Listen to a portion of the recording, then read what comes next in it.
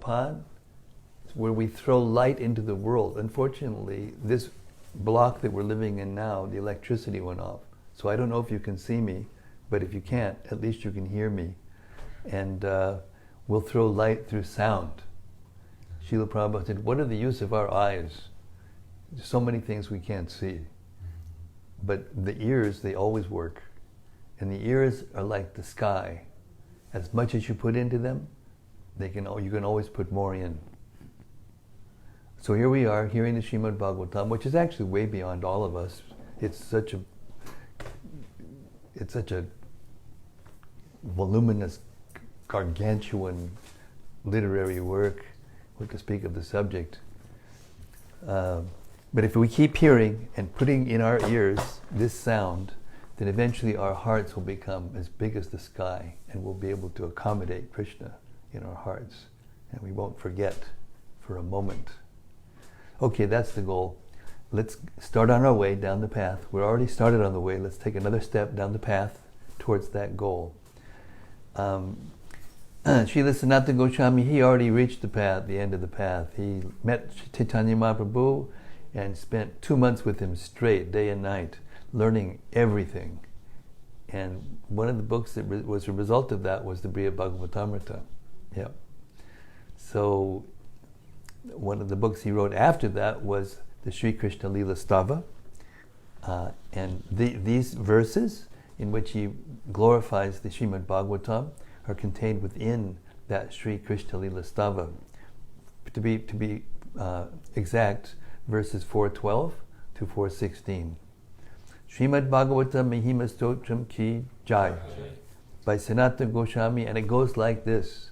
Sarva Shastra Vipiyusha Sarva Vedaika Satpala Sarva Siddhanta Ratnaja Sarva Lokaika Drikprada. O nectar from the ocean of all scriptures, singular fruit of all the Vedas, rich mine of the precious gems of all conclusive truths, you are the only giver of sight to all the worlds. Sarva Bhagavata Prana Srimad Bhagavata Prabho Kalidwandoditaditya Shri Krishna Parivartita. O life air of all the Supreme Lord's devotees, O Master Srimad Bhagavatam, you are the sun risen in the darkness of Kali. You are the exact image of Sri Krishna. Paramananda Pataya Prema Varshakshadayate Sarvada Sarvasevyaya Sri Krishnaya Namostume. I bow down to you who are supremely blissful to read. Your every syllable pours down a flood of prema. You can always be served by everyone. You are Sri Krishna himself. Madekabando Matsangin Madgudo Man Mahadana Man Nishtadaka Mad Bhagya Mad Ananda Namostute. My only friend, my constant companion, my spiritual master, my great wealth, my savior, my good fortune, my source of ecstasy, I bow down to you. Asadu sadhu tadayin atini chochata kada hanamunchagadachin mam premna rit kantayospuda. O bestower of saintliness to the unsaintly, O exalter of the most fallen, please never leave me. Always appear in my heart and my voice with pure love. Om Namo Bhagavate Vasudevaya. Om Namo Bhagavate Vasudevaya. Om Namo Bhagavate Vasudevaya. Om Namo Bhagavate Vasudevaya. Okay, here we are, chapter 13, the behavior of a perfect person. So now we're going to learn how to be perfect persons. Listen up, pay attention. Text 1. And who are we learning from? Narada Muni, source of perfection. Sri Narada Muni said, a person able to cultivate spiritual knowledge should renounce all material connections and merely keeping the body inhabitable, he should travel from one place to another, passing only one night in each village. In this way, without dependence in regard to the needs of the body, the sannyasi should travel all over the world. Text 2. A person in the renounced order of life may try to avoid even a dress to cover himself. If he wears anything at all, it should be only a loincloth, and when there is no necessity, a sannyasi should not even accept a danda. A sannyasi should avoid carrying anything but a danda and a kamandalu. It's a water pot. Text 3. The sannyasi, completely satisfied in the self, should live on alms begged from door to door. Not being dependent on any person or any place, he should always be friendly, a friendly well-wisher to all living beings, and be a peaceful, unalloyed devotee of Narayana. In this way, he should move from one place to another. Text 4. The sannyasi should always try to see the Supreme pervading everything, and see everything, including this universe, resting on the Supreme. Text 5. During unconsciousness and consciousness, and between the two, he should try to understand the self and be fully situated in the self. In this way, he should realize that the conditional and liberated stages of life are only illusory and not actually factual. With such a higher understanding, he should see only the absolute truth pervading everything. Purport. The unconscious state is nothing but ignorance, darkness, or material existence. And in the conscious state, one is awake. The marginal state between consciousness and unconsciousness has no permanent existence. Therefore, one who is advanced in understanding the self should understand that unconsciousness and consciousness are but illusions, for they fundamentally do not exist. Only the Supreme Absolute Truth exists. As confirmed by the Lord in Bhagavad Gita 9.4, Maya tatamidang sarvam jagat avyaktamurtina matstani sarvabhutani nachaham teshavastitaha. Hare Krishna. By me in my unmanifested form, this entire universe is pervaded. All beings are in me, but I am not in them. Everything exists on the basis of Krishna's impersonal feature. Nothing can exist without Krishna. Therefore, the advanced devotee of Krishna can see the Lord everywhere without illusion. Text 6. Since the material body is sure to be vanquished and the duration of one's life is not fixed, neither death nor life is to be praised. Rather, one should observe the eternal time factor in which the living entity manifests himself and disappears. Purport. The living entities in the material world, not only at the present but also in the past, have been involved in trying to solve the problem of birth and death. Some stress death and point to the illusory existence of everything material, whereas others stress life, trying to preserve it perpetually and enjoy it to the best of their ability. Both of them are fools and rascals. It is advised that one observe the eternal time factor, which is the cause of the material body's appearance and disappearance, and that one observe the living entity's entanglement in this time factor.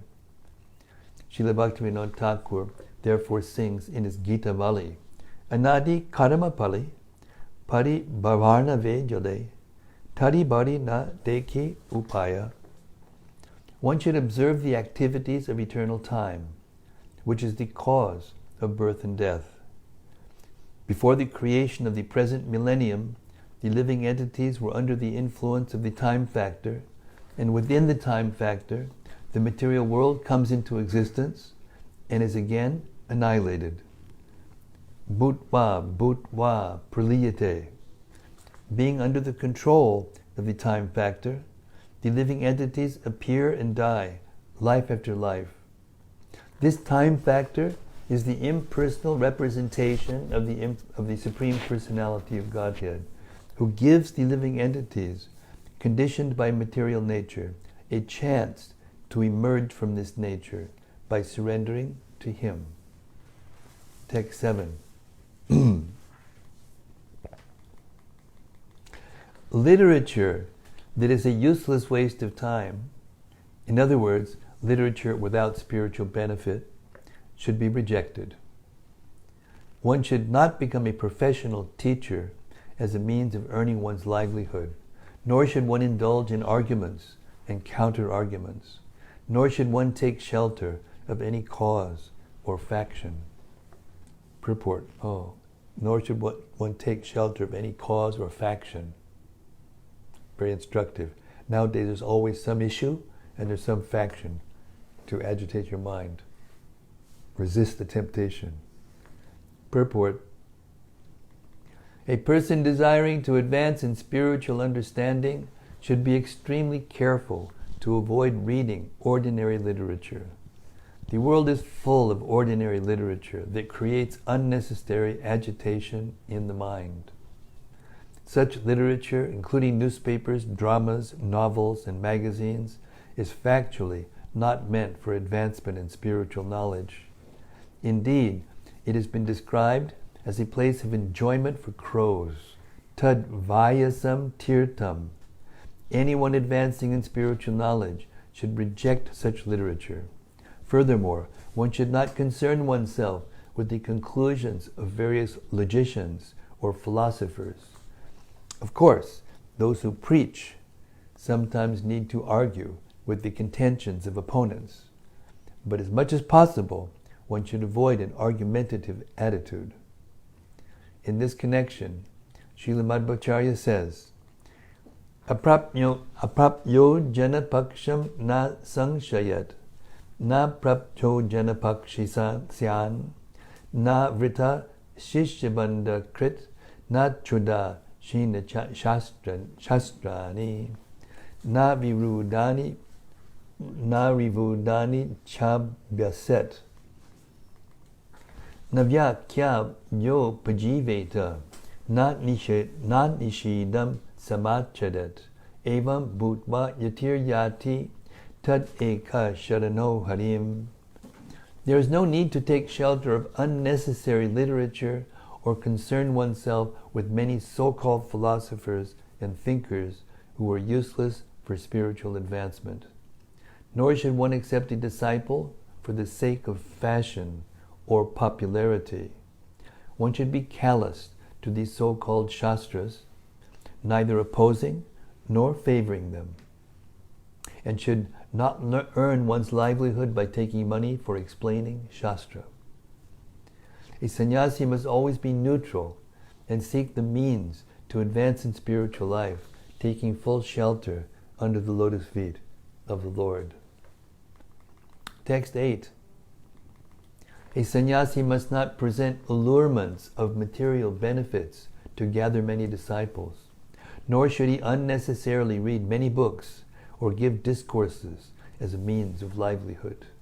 He must never attempt to increase material opulences unnecessarily. Purport.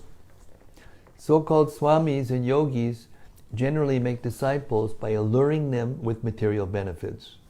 There are many so-called gurus who attract disciples by promising to cure their diseases or increase their material opulence by manufacturing gold. These are lucrative allurements for the unintelligent men. A sannyasi is prohibited from making disciples through such material allurements. Sannyasis sometimes indulge in material opulence by unnecessarily constructing many temples and monasteries, but actually such endeavors should be avoided. Temples and monasteries should be constructed for the preaching of spiritual consciousness or Krishna consciousness, not to provide free hotels for persons who are neither useful for nor are useful for neither material. Say that again. Let's read that again. This may need an edit. Let's see.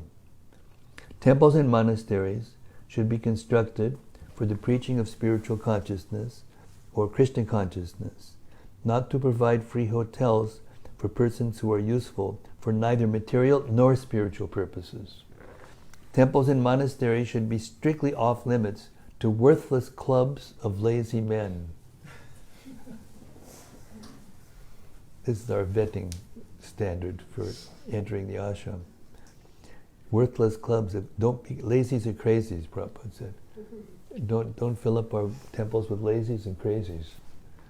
In the Krishna consciousness movement, we welcome everyone who agrees at least to follow the movement's regulated principles. No illicit sex, no intoxication, no meat eating, and no gambling. In the temples and monasteries, gatherings of unnecessary, rejected, lazy fellows should be strictly disallowed. There's our management principle given by our Acharya, founder Acharya.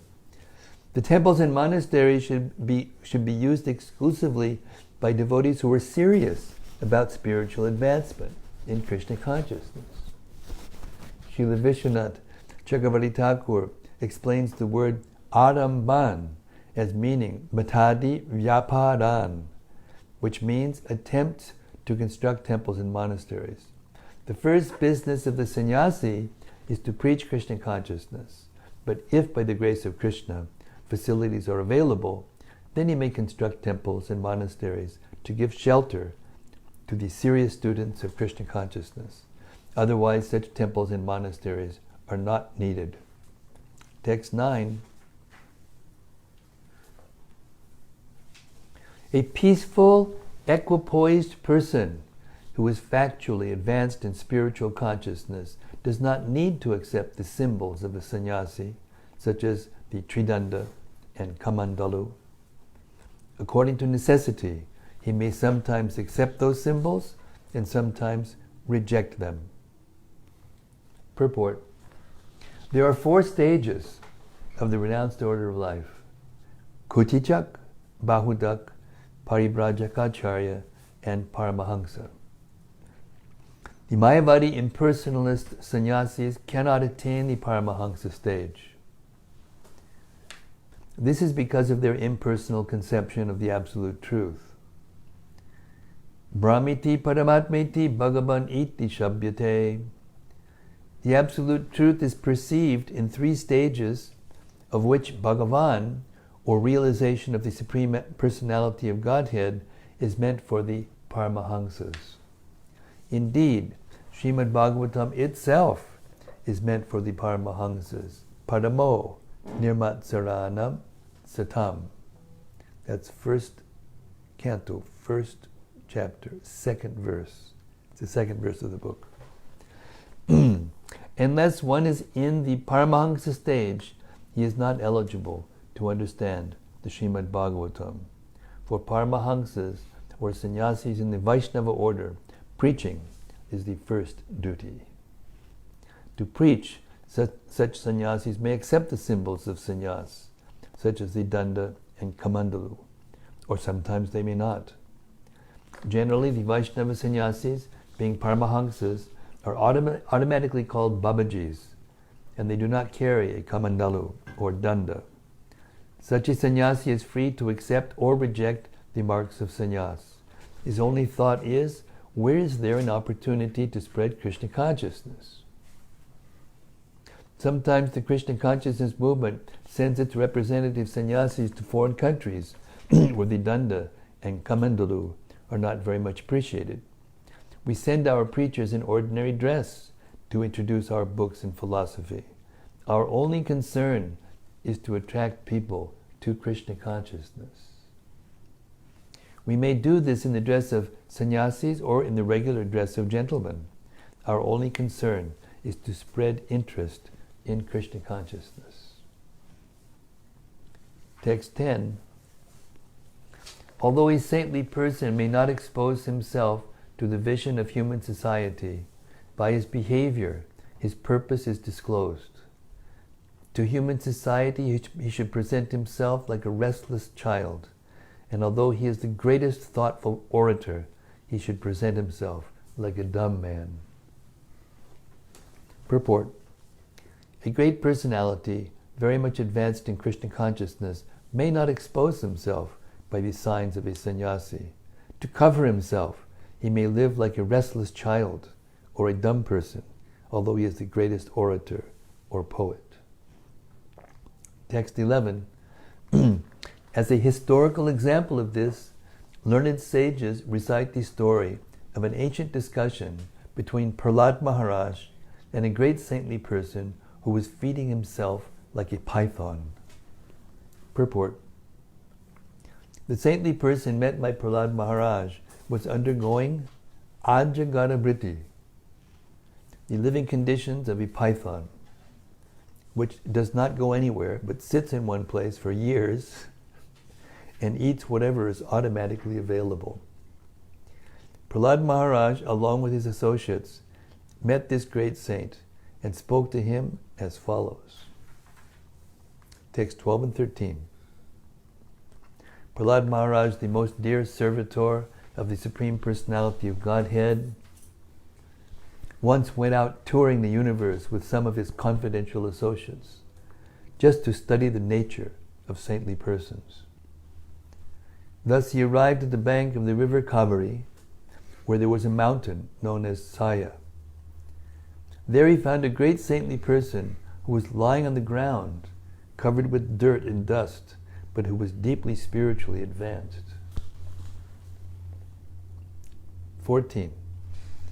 Neither by that saintly person's activities, by his bodily features, by his words, nor by the symptoms of his varnashram status could people understand whether he was the same person they had known. Purport.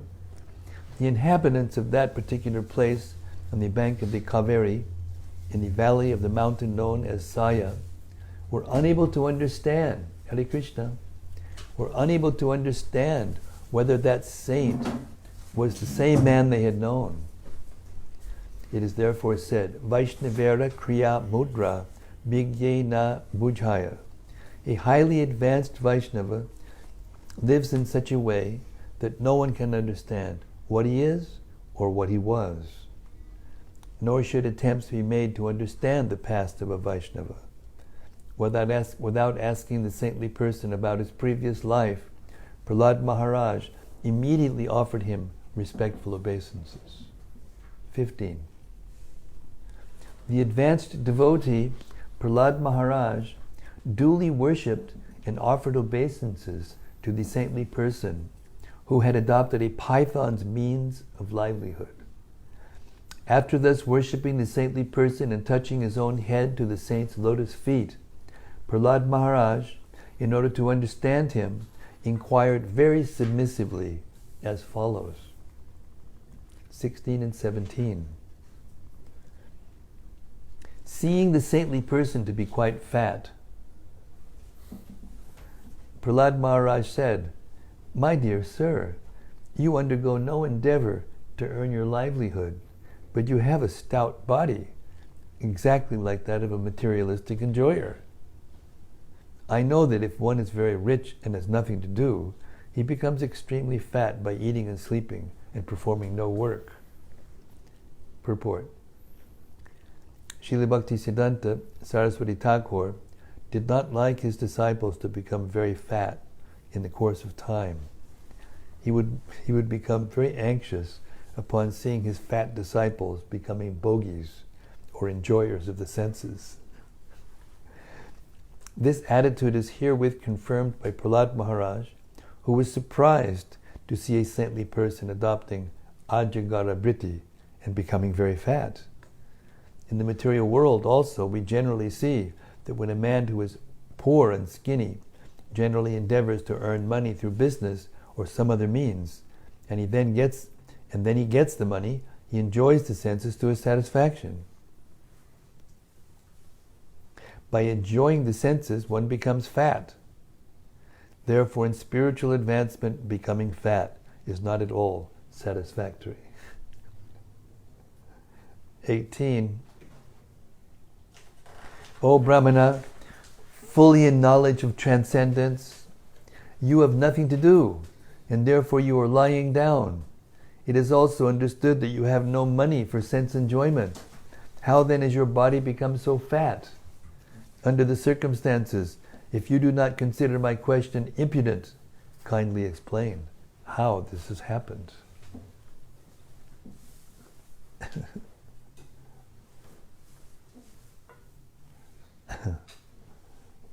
Purport. Generally, those engaged in spiritual advancement take food only once, either in the afternoon or in the evening. If one takes food only once, naturally he does not become fat. The learned sage, however, was quite fat, and therefore Prahlada Maharaj was very much surprised. Because of being experienced in self-realization, a transcendentalist certainly becomes bright-faced. And one who is advanced in self-realization must be considered to possess the body of a Brahmana. Because the bright-faced saintly person was lying down and not working, and yet was quite fat, Prahlada Maharaj was puzzled and wanted to question him about this. Text 19. Your Honor appears learned, expert, and intelligent in every way. You can speak very well, saying things that are pleasing to the heart. You see that people in general are engaged in fruitive activities, yet you are lying here, inactive. Purport. Prahlada Maharaj studied the bodily features of the saintly person, and through the saint's physiognomy, Prahlada Maharaj could understand that he was an intelligent, an expert, and although he was lying down and not doing anything, Prahlada was naturally inquisitive about why he was lying there, inactive. The science of physiognomy is a part of the Jyotish Shastra. Yeah. Text 20. You know the sayings, in the face is the index of the mind, the eyes are the windows to the soul, all these things. And they have all these, how a person sits and holds himself and walks and all this. They have this all, it's all based on Vedas, all these things. Narada Muni continued, when the saintly person was thus questioned by Prahlada Maharaj, the king of the Daityas, he was captivated by this shower of nectarian words, and he replied to the inquisitiveness of Prahlada Maharaj with a smiling face. Text 21. The saintly Brahmana said, O best of the Asuras, Prahlada Maharaj, who were recognized by advanced and civilized men, you are aware of the different stages of life because of your inherent transcendental eyes, with which you can see a man's character and thus know clearly the results of acceptance and rejections of things as they are. Purport. A pure devotee like Prahlada Maharaj can understand the minds of others because of his pure vision in devotional service. A devotee like Prahlada Maharaj can study another man's character without difficulty. Text 22. Why don't we? Are those switched on or off? Off. So switch them all on, just in case the electricity comes back. Yeah. Then we'll get a light show. Okay. Text 22. Narayana, the Supreme Personality of Godhead, who is full of all opulences, is predominant within the core of your heart because of your being a pure devotee. He always drives away all the darkness of ignorance as the sun drives away the darkness of the universe. Purport. The words bhaktya kevalaya indicate that simply by executing devotional service, one can become full of all knowledge. Are you going? The flight was delayed. I'm leaving in an hour from now. If I can get a volunteer, someone can help me bring the stuff downstairs. I'll be picked up downstairs. Any volunteer? Okay, you got it. Yes. Now or now? No, in an hour after this, I hope we'll be pretty much done here. If not, Maharaj, you're always welcome to sit here, but I think you're getting ready to go. yeah, So. I'm still getting the final things. Next time around, I'll try to be more participatory. Okay, anyway, we missed you. When you came and sat, it elevated the whole situation. I was just, it was just a bump on the We're road. just reading about you. Saintly sannyasi, isn't it? Isn't it? Should we take a vote? Everybody should vote? Yes. Something a little bit between us, but everyone could listen to this. You know that you and I both share a tremendous enthusiasm to hear from Gopi Prahlada. You can say that again. I listen to him every single day. You and I both share a tremendous enthusiasm to hear from Gopi Prahlada. I'm just following your instruction, saying it again. Okay, now, I was just listening yesterday and today also, and all of a sudden I'm hearing this whole extended interaction at Govardhan, where I was attending his classes. Yes. And because I was senior to the Sanskrit students, Yes. he kind of let me interact a lot. I remember that. Oh, you were there too, so it's really great to hear it, to hear it after all these years. Oh yes. It brings back a lot of memories. Oh yes. Hare Krishna. Gopi Prahlada Prabhu ki jai. Very special. So anyone who's not familiar, everything's available now, and take advantage of getting access to his hundreds of classes. I have, anybody who gives me a pen drive, I'll give you 700 classes on the spot. Hari Bol. Thank you, Maharaj. You're welcome. The words. Oh, here comes another saint. We're learning about saints, and here they come, attracting the saints of Houston. Houston Dynamo. Well, okay. Yeah. Okay, text 22 purport. The words bhaktya kevalaya indicate that simply by executing devotional service, one can become full of all knowledge. Krishna is the master of all knowledge. Aishwarasya, samagrasya, viryasya, yachayak sriya. Vishnu Purana 7574. The Lord is situated in everyone's heart. Ishvara sarvabhutanam riddhisher junatishtati. And when the Lord is pleased with the devotee, the Lord instructs him. Only to the devotees, however, does the Lord give instructions by which to advance further and further in devotional service. So therefore, what should our prayer be? Please make me a devotee. Please make me a devotee. Because if I become a devotee, then I'll get all the knowledge from you.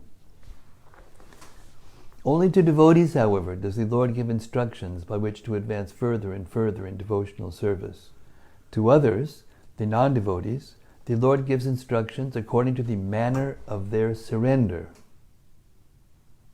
The pure devotee is described by the words bhaktya kevalaya.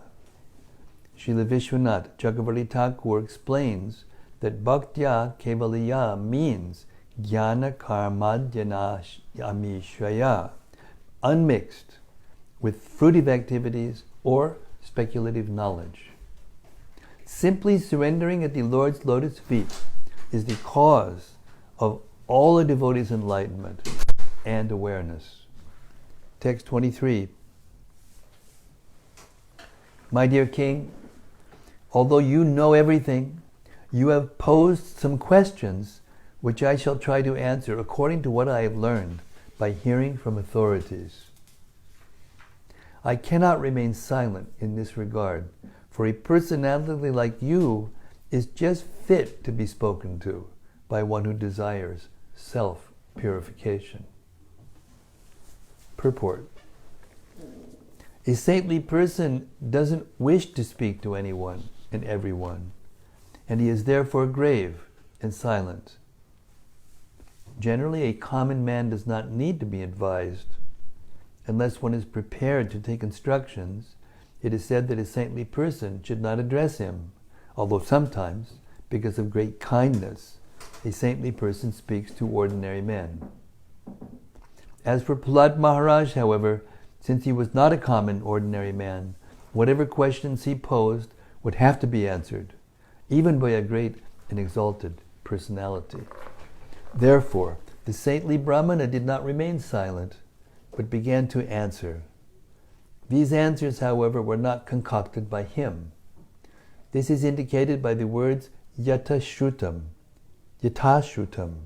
meaning, as I have heard from authorities. In the parampara system, when the questions are bona fide and the answers are bona fide, no one should attempt to create or manufacture answers. In the parampara systems, when the questions are bona fide, the answers are bona fide. Ask a stupid question, you get some other kind of thing. No one should attempt to create or manufacture answers. One must refer to the Shastras and give answers according to Vedic understanding. The words yata shrutam refer to Vedic knowledge. The Vedas are known as Shruti because this knowledge is received from authorities. The statements of the Vedas are known as Shruti Praman. One should quote evidence from the Shruti, the Vedas, or Vedic literature, and then one's statements will be correct.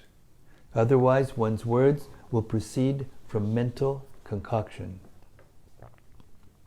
Text 24. Because of insatiable material desires, I was being carried away by the waves of material nature's laws. And I was engaging in different activities, struggling for existence in various forms of life. Purport.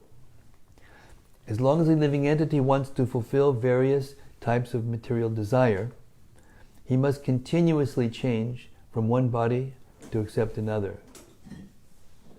Srila Vishwanath Chakravarti Thakur explains that as a small piece of grass falls in a river and is tossed about with different types of wood and tree branches, the living entity floats in the ocean of material existence and is dashed and tossed amidst material conditions. This is called the struggle for existence.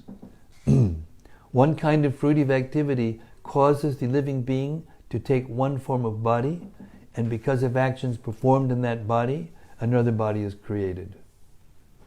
One must therefore stop these material activities, and the chance to do so is given in the human form of life. Specifically, our energy to act should be engaged in the service of the Lord, for then materialistic activities will automatically stop. One must fulfill one's desires by surrendering unto the Supreme Lord, for He knows how to fulfill them. Even though one may have material desires, one should therefore engage in the devotional service of the Lord. That will purify one's struggle for existence. Akama sarvakamo va mokshakama udaradihi tivrena bhakti yogena yajeta purusham param. A person who has broader intelligence, whether he be full of all material desire, without any material desire, or desiring liberation, must by all means worship the Supreme Whole, the Personality of Godhead. Bhagavatam 2:3-10. Anyabilashita shunyam jnana karmadhyana vritam anukulyena krishnanu shilanam bhaktir uttama.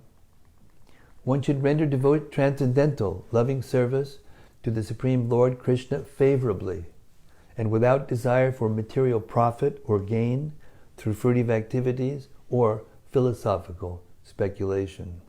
That is called pure devotional service. Bhakti Rasamrita Sindhu 1:1-11.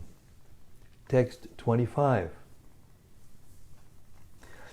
In the course of the evolutionary process, which is caused by fruitive activities due to undesirable material sense gratification, I have received this human form of life, which can lead to the heavenly planets, to liberation, to the lower species of life, or to rebirth among human beings. Purport. All living entities within this material world are undergoing the cycle of birth and death according to the laws of nature. This struggle of birth and death in different species may be called the evolutionary process. But in the Western world, it has been wrongly explained.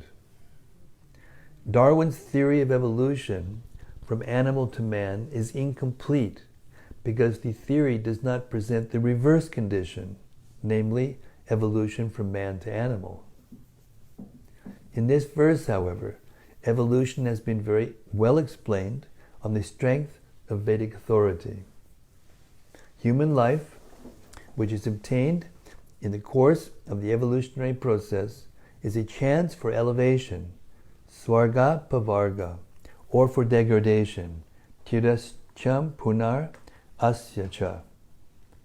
If one uses this human form of life properly, he can elevate himself to the higher planetary systems, where material happiness is many thousands of times better than on this planet. Or one may cultivate knowledge by which to become free from the evolutionary process and be reinstated in one's original spiritual life. This is called apavarga, or liberation.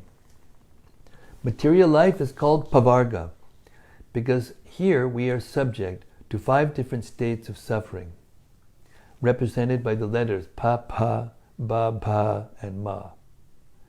Pa means parishrama, very hard labor.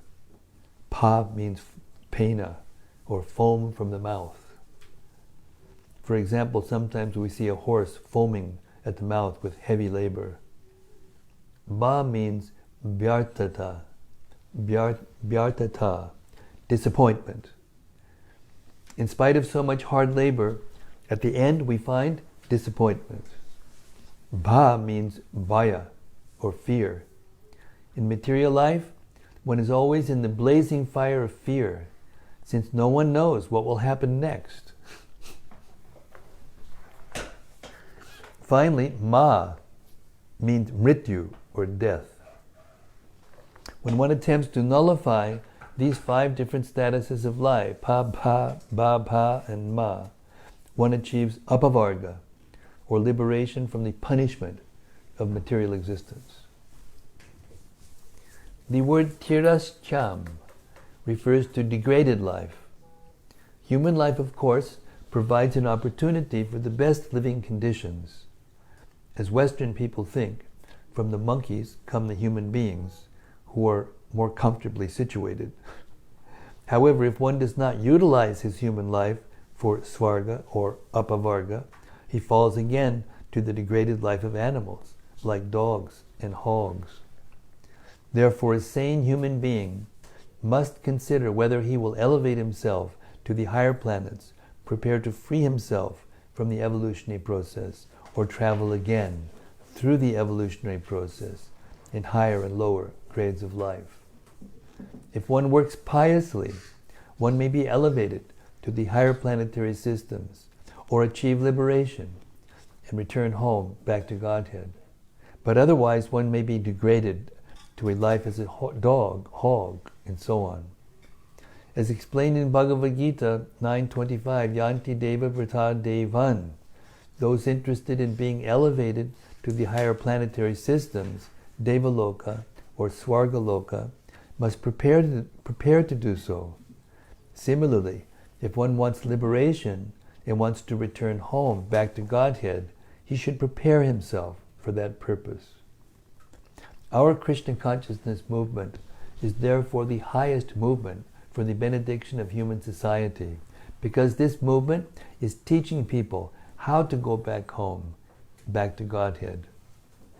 In Bhagavad Gita 13:22 it is clearly stated that different forms of life are obtained by association with the 3 modes of material nature: karanam, gunasangosya, sadasad, yoni janmashu. According to one's association with the material qualities of goodness, passion, and ignorance in this life. In one's next life, one receives an appropriate body. Modern civilization does not know that because of varied association in material nature, the living entity, although eternal, is placed in different diseased conditions known as the many species of life. Modern civilization is unaware of the laws of nature. Prakriti kriyamanani gunai karmani sarvashaha ahankara vimudatma kartaham iti manyate. The bewildered spirit soul, under the influence of the three modes of material nature, thinks himself the performer of activities that are in actuality carried out by nature. 327, Bhagavad Gita. Every living entity is under the full control of the stringent laws of material nature, but rascals think themselves independent. Actually, however, they cannot be independent. This is foolishness. A foolish civilization is extremely risky, and therefore the Krishna consciousness movement is trying to make people aware of their fully dependent condition under the stringent laws of nature, and is trying to save them from being victimized by strong Maya, which is Krishna's external energy. Behind the material laws is the supreme controller, Krishna, Maya, Yakshena, Prakriti, Suyate, Sacharacharam. Therefore, if one surrenders unto Krishna, Mameva ye prapadyante, Mayametam darantite, one may immediately be freed from the control of the external energy. Sagunan, Samatijayatan, Brahmabhuyaya, Kalpate. This should be the aim of life. Srila Prabhupada ki jai. Text 26. What time should I go to? Somebody give me direction. 5? We go till 5. Okay. All right. So we'll stop the reading there, and we'll have our open mic for 5 minutes. We can go for longer. You said 5. No, I thought you will stop reading and then the open mic usually lasts pretty long. No, but you said 5. I'm just, fine. you know me, I'm submitting to my authorities. You know, whatever my authorities tell me, I go with that. Okay, I'll go a little longer. 26. In this human form of life, men and women unite for the sensual pleasure of sex, but by actual experience, we have observed that none of them are happy. Therefore, seeing the contrary results, I have stopped taking part in materialistic activities. Purport. As stated by Prahlada Maharaj, Janmaitunadi grihamedi sukhami tuchcham. Man and woman both seek sexual enjoyment, and when they are united by the ritualistic ceremony of marriage, they are happy for some time. But finally there is dissension, and thus there are so many cases of separation and divorce. Although every man and woman is actually eager to enjoy life through sexual unity, the result is disunity and distress. Marriage is recommended to give men and women a concession for restricted sex life, which is also recommended in Bhagavad Gita by the Supreme Personality of Godhead. Dharma virudo bhuteshu kamosmi. Sex life not against the principles of religion is Krishna. Every living entity is always eager to enjoy sex life because materialistic life consists of eating, sleeping, sex, and fear. In animal life, eating, sleeping, sexual enjoyment, and fear cannot be regulated. But for human society, the plan is that although men, like animals, must be allowed to eat, sleep, enjoy sex, and take protection from fear, they must be regulated. The Vedic plan for eating recommends that one take yajna shishta, or prasad, food offered to Krishna, Yagyashishtashinak santo muchante sarvakil bishahi. The devotees of the Lord are released from all kinds of sins because they eat food that is offered first for sacrifice. Bhagavad Gita 3:13. In material life, one commits sinful activities, especially in eating, and because of sinful activities, one is condemned by nature's laws to accept another body, which is imposed by punishment, as punishment. Sex and eating are essential, and therefore they are offered to human society under Vedic restrictions, so that according to the Vedic injunctions, people may eat, sleep, enjoy sex, be protected from fearful life, and gradually be elevated and liberated from the punishment of material existence. Thus, the Vedic injunctions for marriage offer a concession to human society. The idea being that a man and woman unite in ritualistic marriage ceremony should help one another advance in spiritual life. Unfortunately, especially in this age, men and women unite for unrestricted sexual enjoyment. Thus, they are victimized, being obliged to take rebirth in the forms of animals to fulfill their animalistic propensities. The Vedic injunctions therefore warn, Nayam deho deha bhajam niloke kashtan kaman arhate vid bhujam ye. One should not enjoy sex life like hogs and eat everything, even to the limit of stool. A human being should eat prasad offered to the deity and should enjoy sex life according to the Vedic injunctions. He should engage himself in the business of Krishna consciousness. He should save himself from the fearful condition of material existence, and he should sleep only to recover from fatigue due to working hard. The learned Brahmana said that since everything is misused by fruitive workers, he had retired from all fruitive activities. Okay, we'll stop there. We can have our open mic.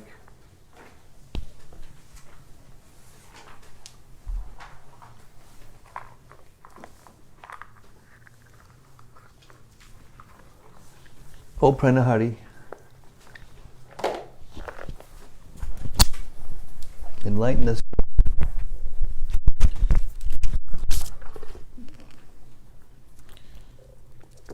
There's a lot of real nectar that I caught. Say that again.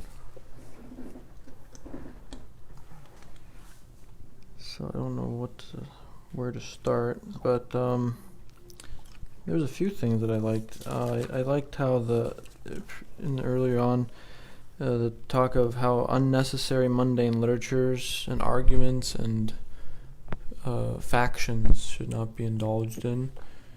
One can see if sometimes we, even devotees, may take help from some sort of worldly source of knowledge or skill set, but then if that becomes the main meal, if that takes preeminence over Srila Prabhupada's books or spiritual causes, then it causes a lot of problems. So that's one thing that I was reflecting on, and then I don't know if you have anything to say about that. Why is that?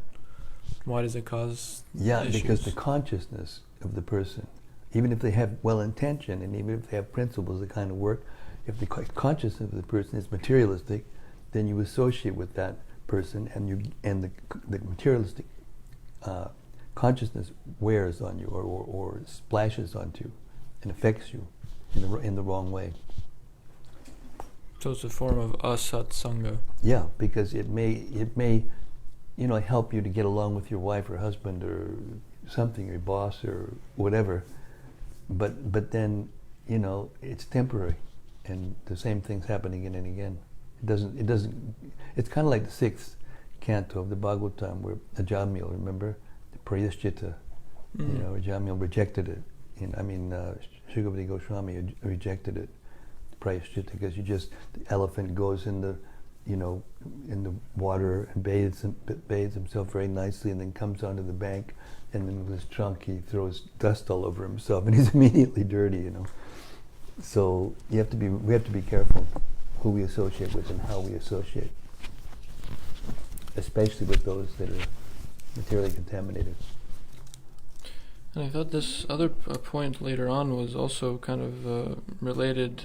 There was a purport talking about how if we simply surrender to the lotus feet of the Lord, this awards one all the knowledge and protection and so on.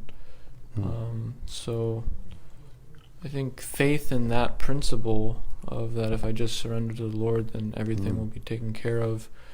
If that's increased, then the need to take shelter of, the extracurricular, so to speak, worldly, whatever skill sets, literatures, knowledge, mundane knowledge, then one doesn't feel such a need because everything's revealed just by the act of surrender. Because as that akama sarvakama that was in that purport, asarvakama kama moksha kama udaradi tivrina bhakti yogina. The point being that even if you're a materialist and all you want is material things, if you approach Krishna for it, he gives, in the same purport, he said, he gives in proportion to the devotion, he reciprocates. So he may give you something that you want, but he won't give it in such a way that you'll want more of it. And by his association, by the touch, his touch, so in devotional service, you get purified from that material desire. So therefore, those who are intelligent, that's in the verse, it says, those who are actually intelligent, whatever their desires are, they'll approach Krishna for it. Because he has everything.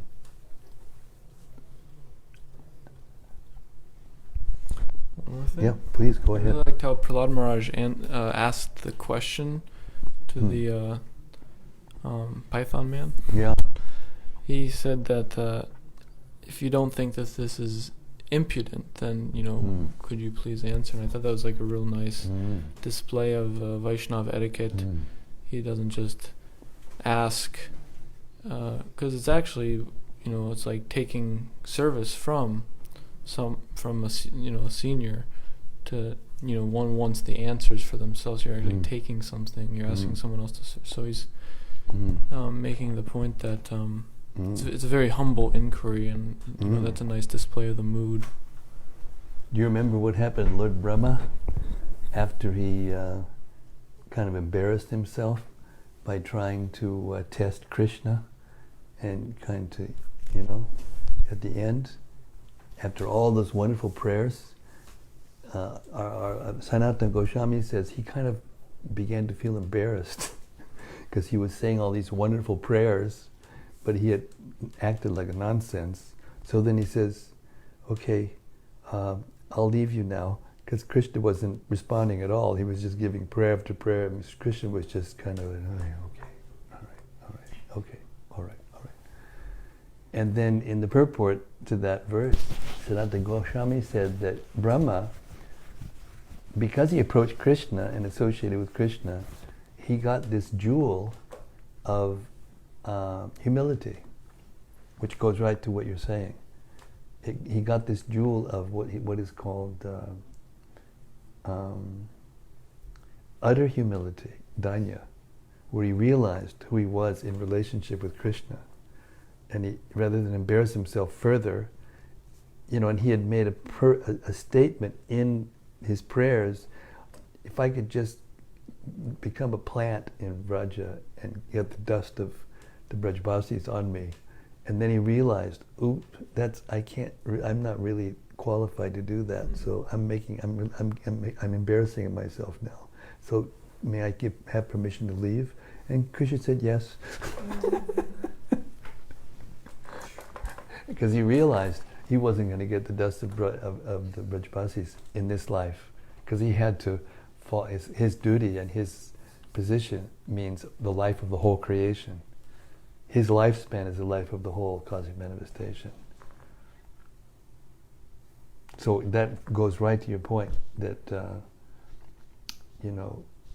if we just approach, and even if we start out not so humble, if by approaching and offering prayers and trying to perform devotional service to Krishna, Krishna in the heart will give us by reciprocation realization of how we should be humble, actually, as we realize who we are in relationship to Krishna.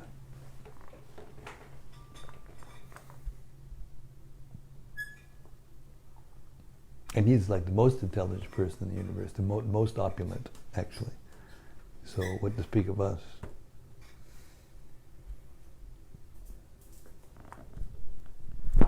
Yes, Sarva.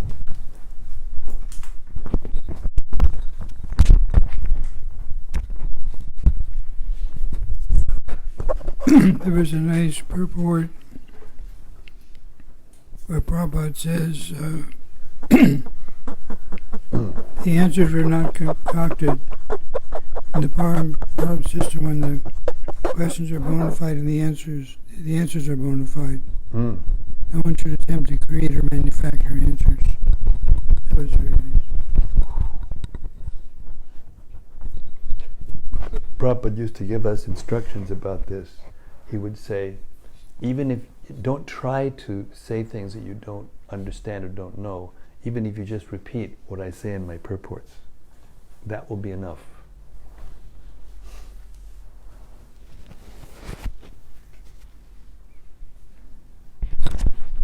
And also where it said that you have to quote the Vedas, Shabda Praman, Prabhupada's purports are Shabda Praman. So if we just learn to repeat Prabhupada's, thoughts in our own words, that will do the job.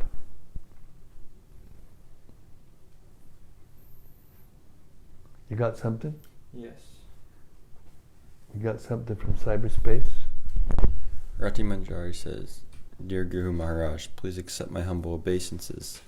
In the light of what Pranahari Prabhu just quoted, how do you feel about devotees cooperating with the vegan movement or the yoga world to reach a greater platform for preaching?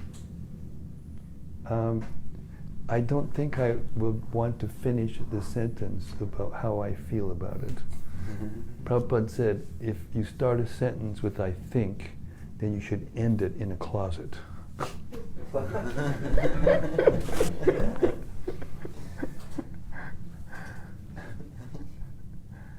Obviously, we try our best, if people won't come and take prasadam, and if we put the word vegan on it, and they'll come and take it, then we can do that.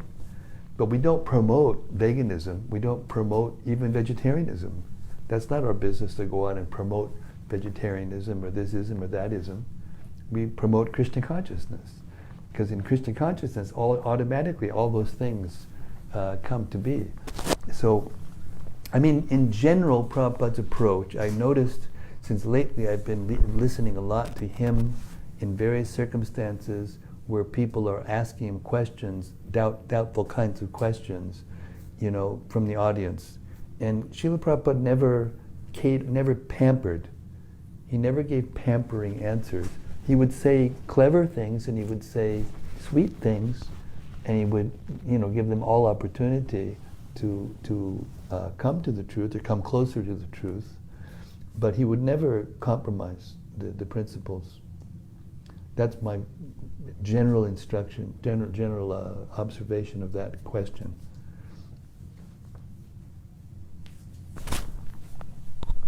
I don't think that we should promote vegetarianism in itself, because vegetarianism in itself will not get us anywhere. Although if we stop eating meat, it will help us in a sense. So we may preach to somebody that we know to stop eating meat, and we may, try to encourage the world to stop eating meat, but we shouldn't do it in such a way as people will think that, that's it, That's Prabhupada's approach to preaching. Okay. Brian Phillips has a question as well. Brian Phillips is in the UK. We met in 90 something. In London. Just to further your comment, but Oh. Hare Krishna Maharaj, please accept my humble obeisances. All glories to Srila Prabhupada. P.S. Further to your comment yesterday about being comfortable in your attire and others being at ease with you, I have to say you have always enthralled me and put me at ease. Thank you. Well, thank you. Hare Krishna. I think I'll repeat what I said yesterday. If you are comfortable in your skin, the way you dress, then you will put people at ease.